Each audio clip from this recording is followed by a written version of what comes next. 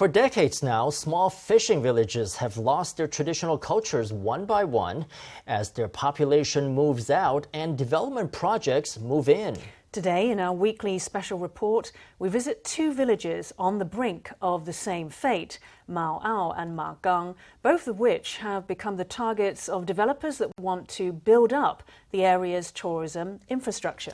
In response, the villagers are fighting to fend off what they see as a threat to the local ecosystem as well as their way of life.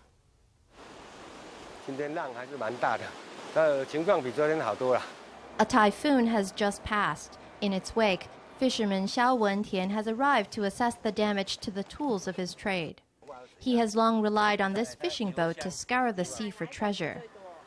In these coastal waters, you can catch neritic squid. You can harvest algae and catch lobsters too.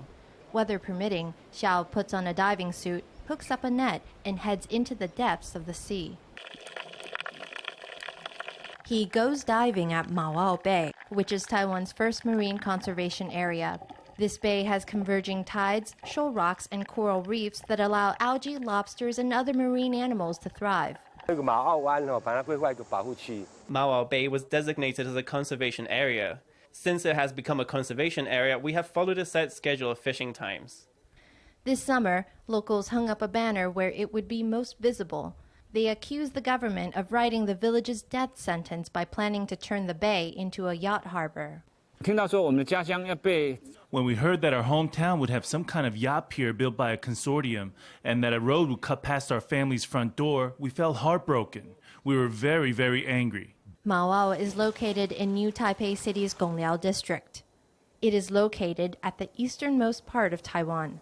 Maoao and the neighboring Magang village are collectively nicknamed the Far East Fishing Village.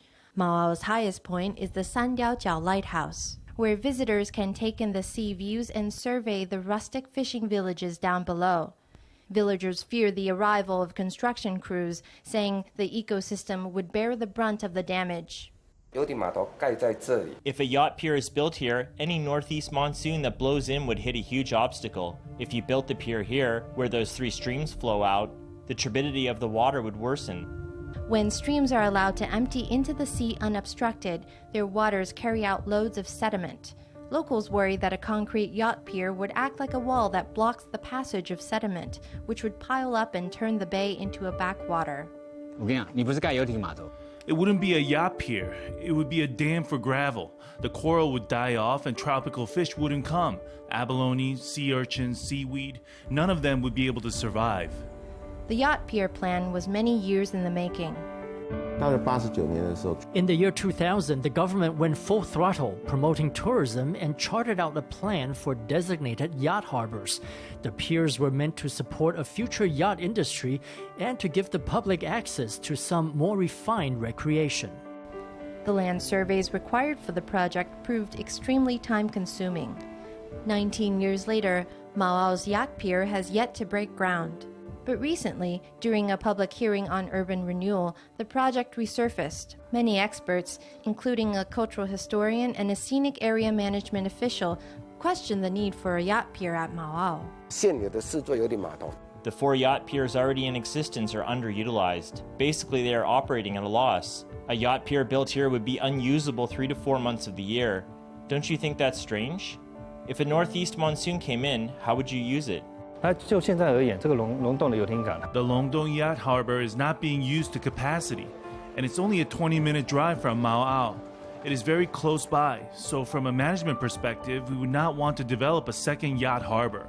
The locals here have pored over the urban renewal plans.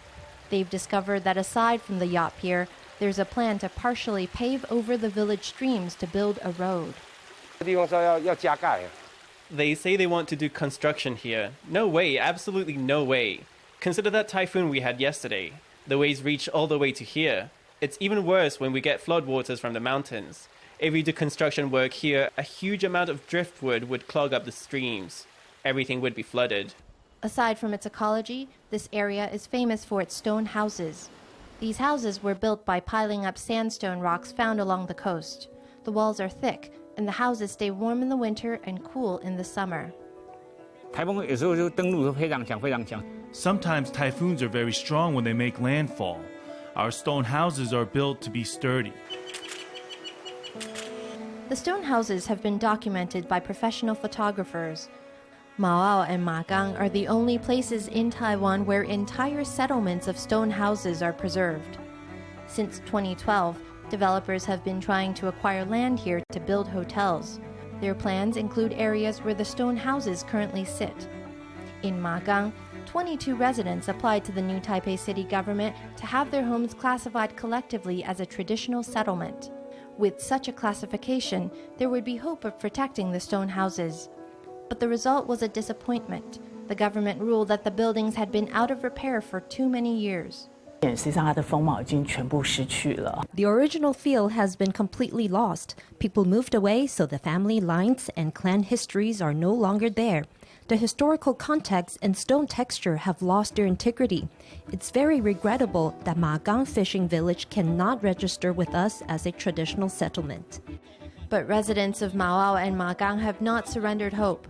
They have taken their appeal to the Legislative Yuan. Urban renewal is for the public good.